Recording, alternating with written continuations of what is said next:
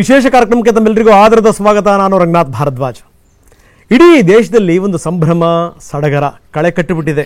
ಯಾಕೆಂದರೆ ಅಯೋಧ್ಯೆಯಲ್ಲಿ ರಾಮಲಲ್ಲಾನ ಪ್ರಾಣ ಪ್ರತಿಷ್ಠಾಪನೆ 22ನೇ ತಾರೀಕಿಗೋಸ್ಕರ ಜನ ಕಾಯ್ತಾ ಇದ್ದಾರೆ. ಒಂದೆರಡು ದಿನಗಳು ಮಾತ್ರ ಬಾಕಿ ಉಳಿದಿರುವಂಥದ್ದು. ಇಂಥ ಸಂದರ್ಭದಲ್ಲಿ ಶ್ರೀ ಶ್ರೀ ರವಿಶಂಕರ್ ಗುರೂಜಿ ಏನು ಹೇಳ್ತಾರೆ? ಯಾಕಂದರೆ ಬಹಳಷ್ಟು ಪ್ರಶ್ನೆಗಳಿದೆ. ಹಲವಾರು ಜನರು ಹಲವಾರು ಪ್ರಶ್ನೆಗಳನ್ನು ಹಾಕ್ತಾ ಇದ್ದಾರೆ. ಇದರಲ್ಲಿ ರಾಜಕೀಯ ಸೇರಿದೆ, ಇದರಲ್ಲಿ ತಮ್ಮ ಚಿಂತನೆಗಳನ್ನೆಲ್ಲವನ್ನೂ ಕೂಡ ಸುರಿತಾ ಇದ್ದಾರೆ. ಇಂಥ ಸಂದರ್ಭದಲ್ಲಿ ಗುರುಗಳ ಅಭಿಪ್ರಾಯ ಏನು? ಬನ್ನಿ, ಅವ್ರ ಜೊತೆಗೆ ನಾವು ಚರ್ಚೆ ಮಾಡ್ತಾ ಇದ್ದೀವಿ. ವಿಶೇಷ ಕಾರ್ಯಕ್ರಮಕ್ಕೆ ತಮಗೆ ಸ್ವಾಗತ ಗುರುಗಳೇ. ನನ್ನ ಮೊದಲನೇ ಪ್ರಶ್ನೆ, ನಾನು ಆರಂಭದಲ್ಲಿ ಒಂದು ಮಾತನ್ನು ಹೇಳಿದೆ. ಇಡೀ ದೇಶ ಸಡಗರದಲ್ಲಿದೆ, ಸಂಭ್ರಮದಲ್ಲಿದೆ, ಒಂಥರ ಇಡೀ ದೇಶಕ್ಕೆ ಹಬ್ಬ. ಏನಂತೀರಿ ಈ ಸಂದರ್ಭದಲ್ಲಿ? ನಿಜವಾಗ್ಲೂ ಅದು 500 ವರ್ಷಗಳಿಂದ ಕಾಯ್ತಾ ಇರ್ತಕ್ಕಂಥ ಒಂದು ಸನ್ನಿವೇಶ, ಒಂದು ಗಡಿ ಇವಾಗ ಪ್ರಾಪ್ತವಾಗಿದೆ ನಮ್ಮ ದೇಶಕ್ಕೆ. ಎಷ್ಟು ಸಂಘರ್ಷಗಳಾಗಿದೆ, ಎಷ್ಟು ಜನ ಬಲಿದಾನ ಕೊಟ್ಟಿದ್ದಾರೆ ಈ ಒಂದು ಉದ್ದೇಶಕ್ಕೋಸ್ಕರ. ಅದು ಆ ಕ್ಷಣಕ್ಕೆ ಎಲ್ಲರೂ ಕಾತರದಿಂದ ಕಾಯ್ತಾ ಇದ್ದಾರೆ. ತಾವು ಕೂಡ ಬಹಳ ಕಾತರದಿಂದ ಎದುರು ನೋಡ್ತಾ ಇದ್ದೀರಿ. ನಾವು ಹೋಗ್ತಾ ಇದ್ದೀವಿ ಅದಕ್ಕೆ. ಓಕೆ, ನೋಡಿ, ಸಪ್ತ ಮೋಕ್ಷದಾಯಕ ನಗರಗಳಲ್ಲಿ ಅಯೋಧ್ಯೆ ಮೊದಲನೇದು. ಎಂಥ ಒಂದು ದುಸ್ಥಿತಿ ಅಂತಂದರೆ ಅದಕ್ಕೇ ಮೋಕ್ಷ ಸಿಕ್ಕಿರಲಿಲ್ಲ. ಅದಕ್ಕೆ ನೀವು ಹೇಳ್ದಂಗೆ 500 ವರ್ಷಗಳ ಕಾಲ ಹೋರಾಟ ಮಾಡಿದ್ದೀವಿ. 500 ವರ್ಷಗಳ ಹೋರಾಟದ ಫಲ ಇವತ್ತು ಅದಕ್ಕೆ ಮೋಕ್ಷ ಸಿಕ್ಕಿರುವಂಥದ್ದು.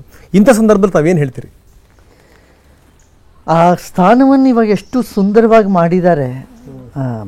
ಅದೇ ಯಾವುದೇ ಧರ್ಮಕ್ಕೆ ರಾಜಾಶ್ರಯ ಇಲ್ಲದಿದ್ದರೆ ಆ ಧರ್ಮ ಮುಂದೆ ಬರೋಕ್ಕಾಗೋದಿಲ್ಲ. ಇವಾಗ ನೋಡಿ, ನಮ್ಮ ಮೈಸೂರಲ್ಲಿ ರಾಜಾಶ್ರಯ ಇದ್ದಿದ್ದರಿಂದ ಕಲಾಕಾರರಾಗಲಿ, ಧಾರ್ಮಿಕ ಸಂಸ್ಥೆಗಳು, ಸಂಘಗಳು, ಶಿಕ್ಷಾ ಸಂಸ್ಥೆಗಳು ಇವೆಲ್ಲ ಬೆಳಿಲಿಕ್ಕೆ ಸಾಧ್ಯವಾಯಿತು.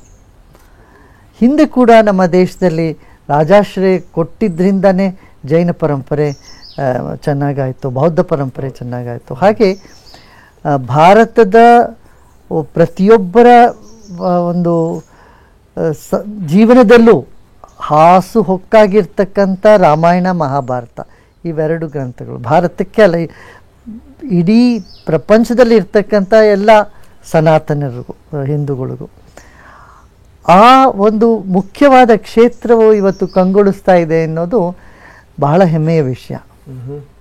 ಸೊ ಕೆಲವೊಂದು ಅಪಸ್ವರಗಳು ಕೂಡ ಇವೆ. ನಾನು ತಮಗೊಂದು ಪ್ರಶ್ನೆ ಕೇಳಬೇಕು ಅಂತ, ಯಾಕಂದರೆ ಇದು ಬಹಳಷ್ಟು ಜನರು ಈ ಕೇಳುವಂಥ ಪ್ರಶ್ನೆ, ಅಂದರೆ ವಿಭಿನ್ನವಾಗಿ ಯೋಚನೆ ಮಾಡುವಂಥವ್ರು. ಈ ಮಂದಿರ ಯಾಕೆ ಬೇಕಿತ್ತು ಅನ್ನುವಂಥದ್ದು ಪ್ರಶ್ನೆ. ನೋಡಿ, ಕೆಲವರೆಲ್ಲ ಇವಾಗ ಇದೇ ಪ್ರಶ್ನೆ ಕೇಳ್ತಾರೆ, ಜೀವನ ಯಾಕೆ ಬೇಕಿದೆ ಅಂತ ಅಂದ್ಬಿಟ್ಟು ಎಷ್ಟೋ ಜನ ಆತ್ಮಹತ್ಯೆ ಮಾಡ್ಕೋತಿದ್ದಾರೆ. ಇವತ್ತು ಪ್ರತಿ 40 ಸೆಕೆಂಡಲ್ಲಿ ಒಬ್ಬ ವ್ಯಕ್ತಿ ಡಿಪ್ರೆಸ್ ಹೋಗ್ಬಿಟ್ಟು ಆತ್ಮಹತ್ಯೆ ಮಾಡ್ಕೋತಾ ಇದ್ದಾನೆ. ಈ ಡಿಪ್ರೆಸ್ಡ್ ಮನುಷ್ಯರಿಗೆ ಯಾವುದು ಯಾಕೆ ಬೇಕಿತ್ತು ಅಂತಾರೆ. ಕ್ರಿಕೆಟ್ ಯಾಕೆ ಬೇಕಿತ್ತು, ಸಂಭ್ರಮ ಯಾಕೆ ಬೇಕಿದೆ, ಅಷ್ಟೊಂದು ದುಡ್ಡು ಖರ್ಚು ಮೈಸೂರಿನ ದಸರಾ ಯಾಕೆ ನಾವು ಆಚರಿಸ್ತಾ ಇದ್ದೀವಿ, ಹೀಗೆ ಯಾಕೆ ಬೇಕಿತ್ತು ಅಂತ ಮಾಡಿಕೊಂಡ್ರೆ ಅದಕ್ಕೆ ಅರ್ಥ ಇಲ್ಲ. ನಮ್ಮ ಸಂಸ್ಕೃತಿಯ, ನಮ್ಮ ಆತ್ಮಬಲವನ್ನು ಹೆಚ್ಚು ಮಾಡಲಿಕ್ಕೆ ನಮ್ಮ ಧರ್ಮಕ್ಷೇತ್ರಗಳು, ನಮ್ಮ ಐತಿಹಾಸಿಕ ಕ್ಷೇತ್ರಗಳಿಗೆ ನಾವು ಮಹತ್ವ ಕೊಡಲೇಬೇಕು. ನೋಡಿ, ಹಂಪಿ ಇವತ್ತು ಪ್ರಪಂಚದಲ್ಲೇ ಒಂದು ಮುಖ್ಯ ಸ್ಥಾನವಾಗಿ ಬಂದಿದೆ. ವರ್ಲ್ಡ್ ಹೆರಿಟೇಜ್ ಸೆಂಟರ್ ಆಗಿದೆ. ಯಾರೋ ಕೇಳಿದ್ರು, ವರ್ಲ್ಡ್ ಹೆರಿಟೇಜ್ ಸೆಂಟರ್ ಯಾಕೆ ಬೇಕು, ಅದನ್ನು ಯಾಕೆ ನೀವು ಅಲ್ಲಿ ಯಾಕೆ ಎಲ್ಲ ಜೀರ್ಣೋದ್ಧಾರ ಮಾಡ್ತಾ ಇದ್ದೀರಾ, ಅಲ್ಲಿ ಯಾಕೆ ರೋಡ್ಗಳೆಲ್ಲ ದೊಡ್ಡದಾಗಿ ಮಾಡ್ತಾಯಿದ್ದೀರಿ, ಇಷ್ಟು ದುಡ್ಡು ಯಾಕೆ ಖರ್ಚು ಮಾಡ್ತಾಯಿದ್ದಾರೆ ಅಂದರೆ ಅದು ಅರ್ಥಹೀನವಾದದ್ದು. ಆ ಪ್ರಶ್ನೆನೇ ಅರ್ಥಹೀನವಾದದ್ದು. ಹಾಗೆ ಅಯೋಧ್ಯ ಬರೀ ಭಾರತದಷ್ಟೇ ಅಲ್ಲ, ಇಂಡೋನೇಷ್ಯಾ ಆಗಲಿ, ಥೈಲ್ಯಾಂಡ್ ಆಗಿರಲಿ, ಎಷ್ಟೋ ಪೂರ್ವಾತ್ಯ ದೇಶಗಳಿಗೂ ಕೂಡ ರಾಮಾಯಣದ ಜೊತೆಗೆ ಅವ್ರಿಗೆ ಸಂಬಂಧ ಇದೆ. ಕಾಂಬೋಡಿಯಾದಲ್ಲಿ ಅತ್ಯಂತ ದೊಡ್ಡ ದೇಗುಲ ಇದೆ, ನಮ್ಮ ದೇಗುಲ ಇದೆ.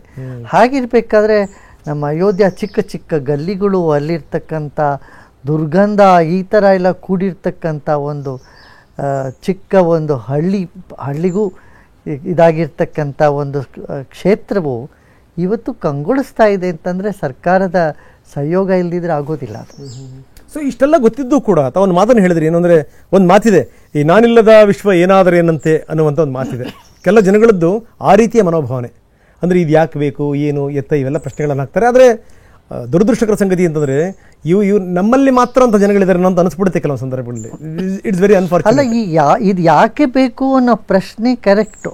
ಆದರೆ ಅದು ಇರ್ತಕ್ಕಂಥ ಸ್ಥಾನ ಕೆಟ್ಟದು. ಈ ಡ್ರಗ್ಸ್ ಎಲ್ಲ ತೊಗೊಂಡೋಗಿ ಈ ಡ್ರಗ್ಸ್ ಯಾಕೆ ಬೇಕು, ನಮಗೆ ಇಷ್ಟೊಂದು ಮದ್ಯ ಸೇವನೆ ಯಾಕೆ ಬೇಕಾಗಿದೆ, ಜಗಳ ಯಾಕೆ ಬೇಕು? ಚಿಕ್ಕ ಚಿಕ್ಕ ವಿಷಯಕ್ಕೆಲ್ಲ ತೊಗೊಂಡು ಕಾಲು ಕೆರ್ಕೊಂಡು ಜಗಳಕ್ಕೆ ಮಾಡ್ತಾ ಇರ್ತೀವಿ ನಾವು. ಇವೆಲ್ಲ ಯಾಕೆ ಬೇಕು? ಜೀವನ ಇರೋದು ಕ್ಷಣಿಕ, ಸ್ವಲ್ಪ ವರ್ಷಗಳಷ್ಟೇ. ಈ ವರ್ಷದಲ್ಲಿ ಅರ್ಧ ಟೈಮ್ ನಾವು ನಿದ್ದೆನಲ್ಲೇ ಕಳೆದ್ಬಿಡ್ತೀವಿ. ಮಿಕ್ಕ ಉಳಿದ ಸಮಯದಲ್ಲಿ ಎಲ್ಲರೂ ಉತ್ಸವವನ್ನು ಆಚರಿಸೋಣ, ಪ್ರೀತಿ ವಿಶ್ವಾಸದಿಂದ ಜೀವನ ನಡೆಸೋಣ ಅನ್ನೋದು ಬಿಟ್ಟು ಚಿಕ್ಕ ಚಿಕ್ಕ ವಿಷಯಗಳಂತ ತೆಗೆದುಕೊಂಡು ಮೊಕದ್ದಮೆ ಮಾಡ್ಕೊಳ್ಳೋದು, ಒಬ್ಬರ ಮೇಲೊಬ್ಬರು ಚಾಡಿ ಹೇಳೋದು, ದೂರ ಹೇಳೋದು, ಇಂಥದ್ದೆಲ್ಲ ಮಾಡ್ಕೊಂಡು ಇದಕ್ಕೆ ಈ ಪ್ರಶ್ನೆನ ಉಪಯೋಗಿಸ್ಬೇಕು. ಇದು ಯಾಕೆ ಬೇಕು? Correct correct. ಕೇಳುವಂಥದಕ್ಕೆ ಕೇಳಬೇಕು ಈ ಪ್ರಶ್ನೆ. ಕೇಳೋ ಒಂದು